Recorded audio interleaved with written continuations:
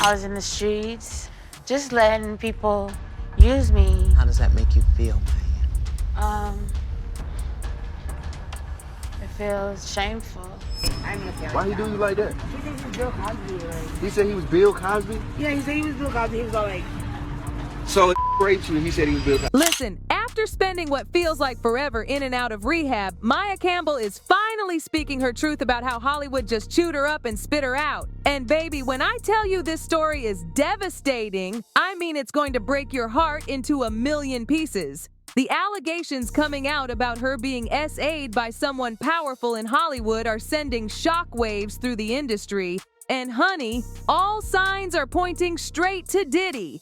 And the tea gets even hotter because word on the street is that the feds found some seriously disturbing evidence about how Diddy used Maia, and it is not pretty at all. Y'all know how Hollywood works. It's like this glittering trap that pulls you in with promises of fame and fortune, only to leave you completely broken. And Maia Campbell, baby, her story is one of those heartbreaking cautionary tales that'll have you shook. Back in the 90s, Maia was living her best life. She was booking shows left and right, Poetic Justice, South Central, Beverly Hills 90210. But when she landed that role on In the House with LL Cool J, child, that's when everything really took off for her. She was literally on top of the world until she wasn't. Now here's where things start getting dark. Nobody knows exactly when Maia started using, but when she did. Baby, it was like watching a star fall from heaven in slow motion. And let me tell you something about Hollywood. Getting your hands on is easier than getting an Uber. These industry parties, Chile, they're like candy stores for adults, except what they're serving ain't sweet at all. Maia, bless her heart, got caught up in the worst way possible. And when I tell you the transformation is heartbreaking, comparing her photos from her peak to recent ones will literally bring tears to your eyes. This beautiful, talented woman who had everything going for her just disappeared. Starting in the industry at just 16 years old, Lord have mercy. The pressure, the parties, the people pushing on you, it's a recipe for disaster. Then in the late 90s, Maia got diagnosed with bipolar disorder, which only made everything so much harder for her. She tried to build a normal life, got married to Elias Gutierrez in '98, had her beautiful daughter Elizabeth in 2000, but y'all, by 2001, she lost custody of her baby girl because she wouldn't get treatment for her bipolar disorder.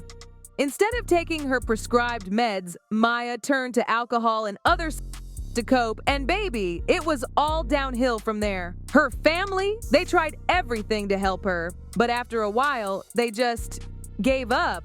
It got so bad that in 2009, her stepfather had to make a public statement saying, "As a family, we have been struggling with Maia and her illness for quite some time. We continue to hold fast to our faith and hope that someday she will realize that healing will begin when she decides to reach out and accept the help and treatment that have been offered to her." But wait, there was a moment of hope in 2010 when Maia got arrested for theft. I know it sounds crazy, but that arrest might have been a blessing in disguise. The court ordered her to get treatment at a mental health facility, and for a minute there, it looked like our girl was finally turning things around. She even voluntarily moved to a residential treatment center afterward. Can you believe it?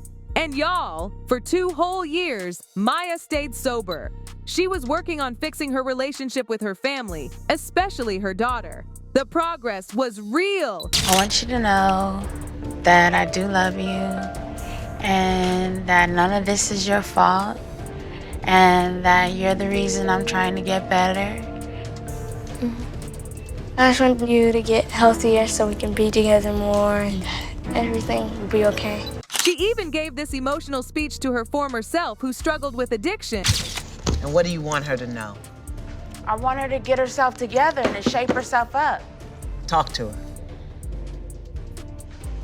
You don't have no right to rule over my life anymore. You don't have no right to stand in between me and an honest living.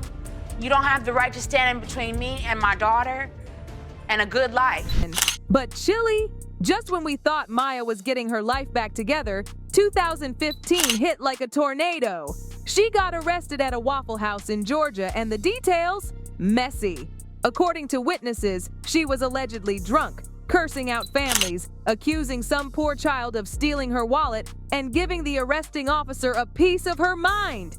Then things got even darker. A video surfaced online showing Maia begging for money to buy.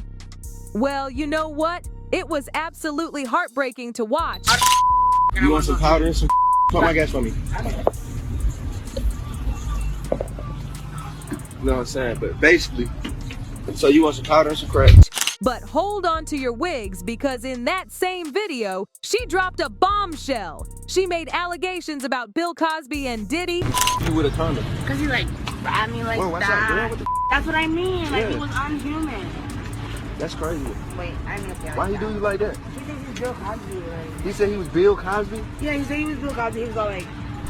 And honestly, given everything we now know about Bill Cosby's history of saying numerous women in Hollywood, Maia's story isn't hard to believe at all. Add that trauma to her bipolar disorder, and you start understanding why she might have turned to in the first place.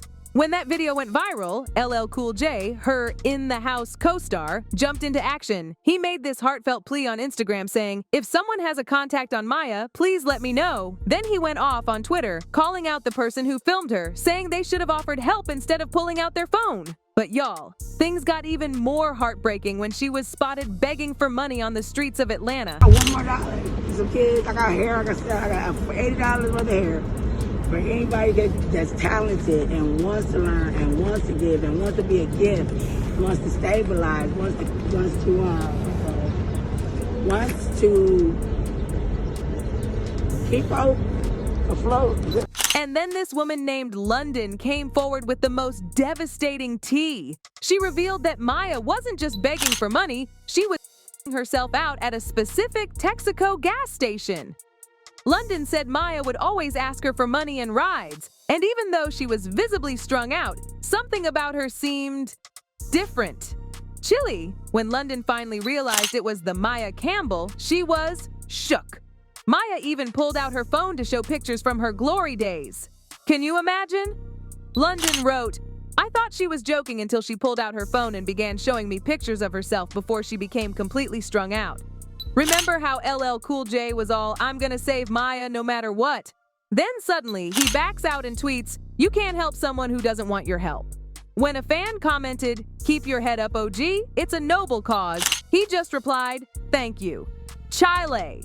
The word is that Diddy allegedly threatened LL Cool J because he was terrified Maia would expose his role in her downfall if she got better. And let's be real, Hollywood has a long history of painting truth tellers as addicts or crazy people. As long as Maia kept using, Diddy allegedly knew his secrets were safe. And let me tell you something, we can't forget how Diddy has been exposed for silencing people to keep his secrets. It probably explains why LL Cool J was living when Diddy got arrested for S.A'd and other crazy things. When asked if he felt bad about Diddy's arrest, LL said, "No," and added, "I feel for his children. The rest I can't speak on. That's what we've got a court system for." Shade. Looks like LL Cool J believes Maia, like Diddy's other alleged victims, will finally get the justice she deserves. Yeah, boy, they was like the Chicago Bulls or the Lakers in the early 80s, you know what I mean? It was a no-brainer. Friction for a long time, but you remember the moment you decided you needed to leave Bad Boy to move on to the next chapter? It was probably after the argument with Diddy, when Styles threw the chair at Puff.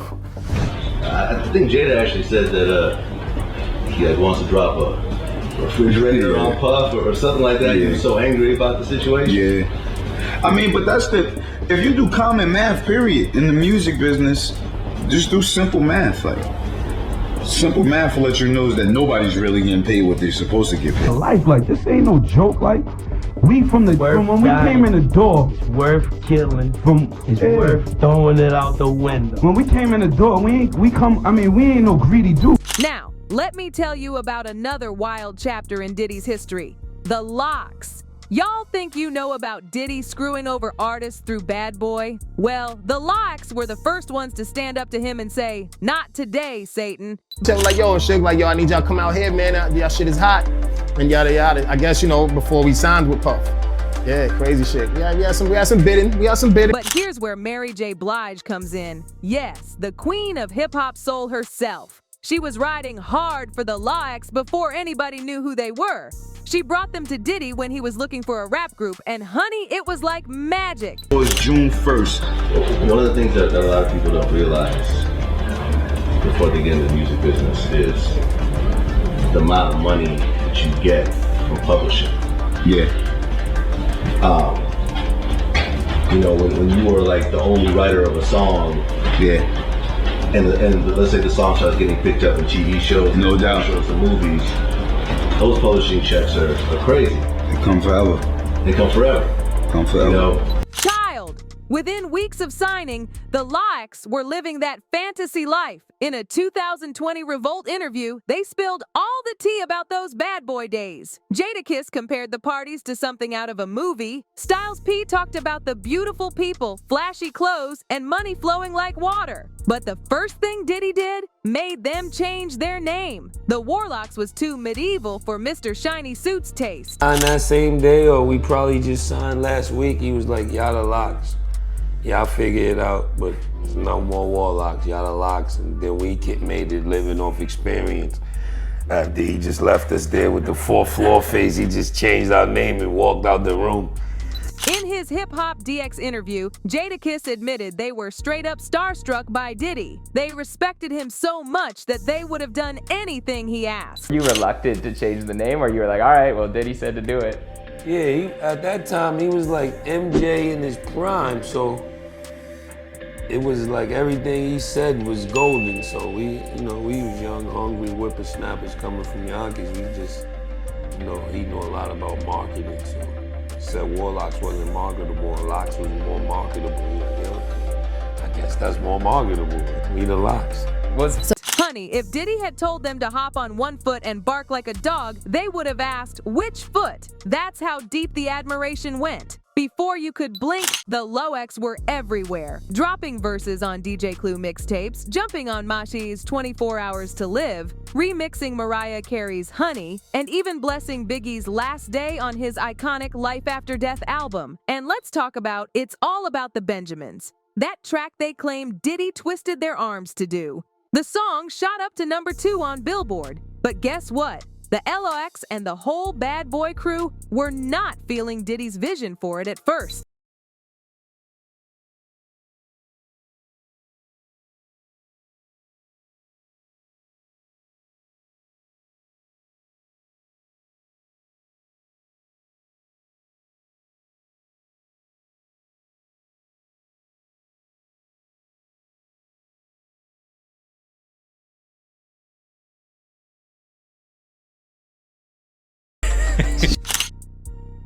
In 1998, the L3aks dropped their debut album, Money, Power, and Respect.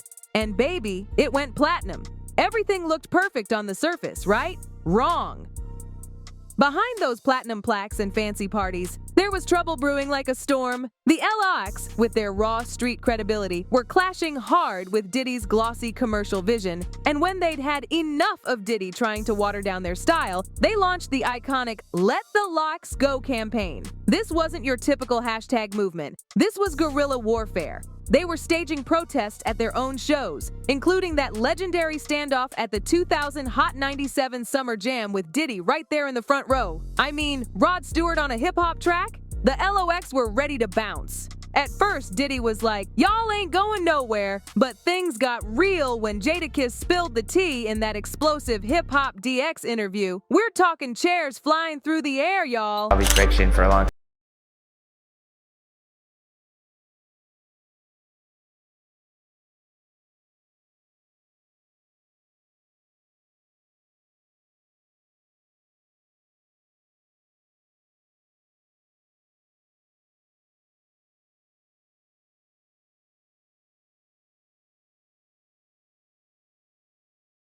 Even with all the public pressure, Diddy was being stubborn as a mule. The L3aks had tried every legal move possible, but Diddy wasn't budging. But that chair-throwing incident, combined with the public outcry, baby, that finally did it. Styles P later admitted it was a mix of being really dash angry and really dash stupid, but hey, it worked. Chic Louch told the New York Daily News the truth. We were watered down. Bad boy image was flossy, but we've always been straight underground, straight ghetto. Once they broke free from Diddy's glittery chains, the L3aks found their true home with DMX's Rough Riders label. And Chile, the shade they threw at Bad Boy after that. In behind-the-scenes footage, they were straight up roasting those infamous shiny suits. Chile! Even though they were free from Bad Boy, the real drama was just getting started. In November 2005, the L3aks and Diddy had the most explosive showdown ever on Angie Martinez's radio show. They revealed that Diddy still owned half their publishing rights nearly a decade after they left, and get this, he charged them $3 million just to let them out of their contract. Nothing from me, like.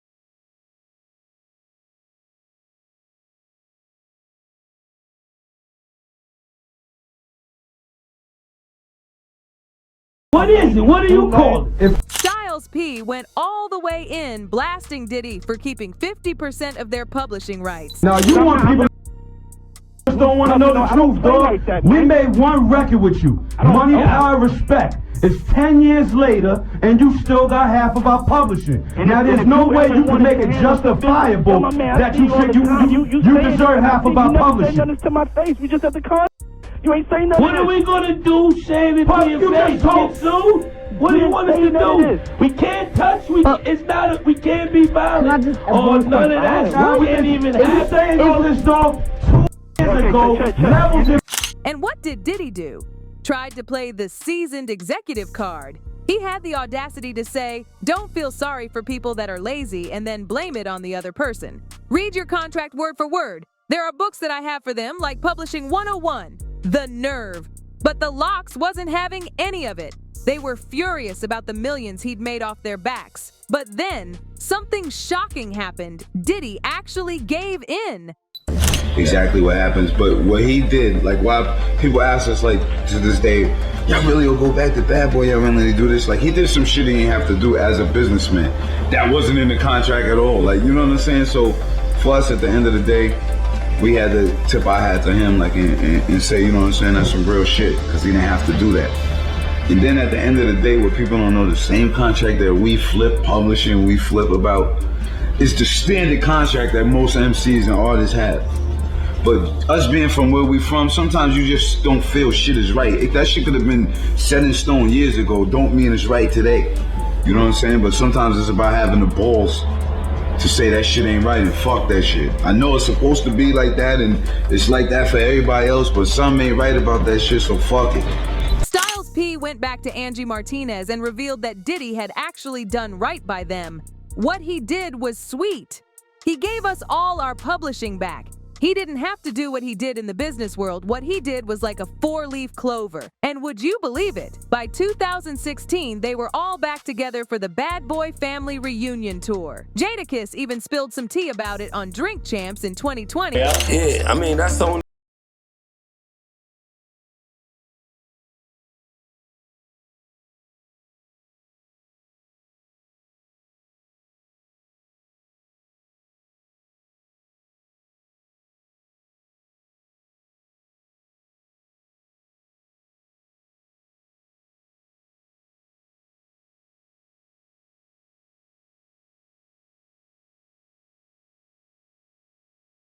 Daddy changed. But here's where it gets juicy. Diddy started giving back publishing rights to more bad boy artists, including Mace, Faith Evans, and even Biggie's estate. Rapper Mark Curry took to Instagram with the real tea. What was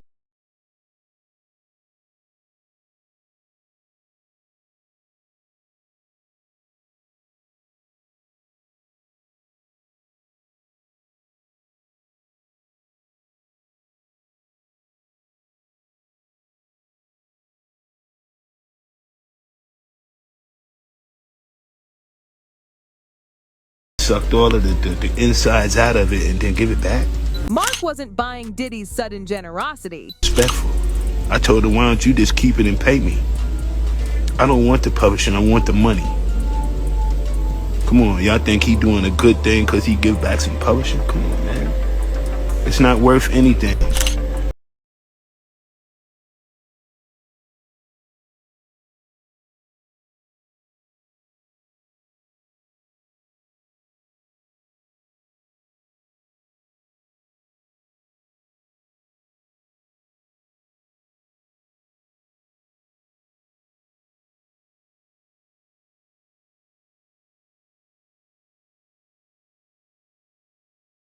And with all Diddy's recent drama, Cassie's lawsuit, the Homeland Security raids, and that federal indictment, people are side-eyeing his timing. Even Jadakiss had something to say about it on the Stephen A. Smith Show. Prick.